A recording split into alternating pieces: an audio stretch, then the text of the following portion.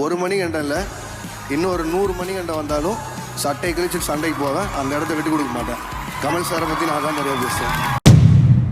So அந்த அந்த இதில் கமல் ஓவர் ரேட்டட் நான் சொன்ன மாதிரி நான் இன்னும் நிறைய விஷயம் பேசிட்டேன். அவர் ஒரு டெக்னீஷியன், அவர் ஒரு மேக்கப் ஆர்டிஸ்ட், எடிட்டிங் தெரியும். எனக்கு அந்த விருமாண்டி படத்தை வந்து ஓவர் ரேட்டட்னு சொன்னாங்கன்னா ரோசமன் எஃபெக்ட்னா என்னன்னு யாருக்காவது முதல்ல தெரியுமா? இப்ப நானே ஒருத்தன் கூட சண்டைக்கு போறானா அவனுக்கு ஒரு பெர்ஸ்பெக்டிவ் இருக்கும், அந்த பெர்ஸ்பெக்டிவ்ல தான் அந்த கதை அவன் பார்ப்பான், அந்த பெர்ஸ்பெக்டிவ் தான் அந்த கதையை அவன் இன்னொருத்தர் சொல்லுவான் அப்படின்னு நம்ம பிரெயினா வந்து யோசிக்கிற ஒரு நாலேஜ் எல்லாம் வந்து இருக்கறது இல்ல. நான் வந்து வேற எந்த மற்ற டேரக்டர்ஸ் சரியா ஒர்க் பண்ண மாட்டாங்க, மற்ற ஆக்டர்ஸ் அவங்க எல்லாம் கம்பேரே பண்ணல. பட் ஒரு human being, because I love Mohanlal எனக்கு ரொம்ப பிடிக்கும், அமீர் கான் எனக்கு ரொம்ப பிடிக்கும்.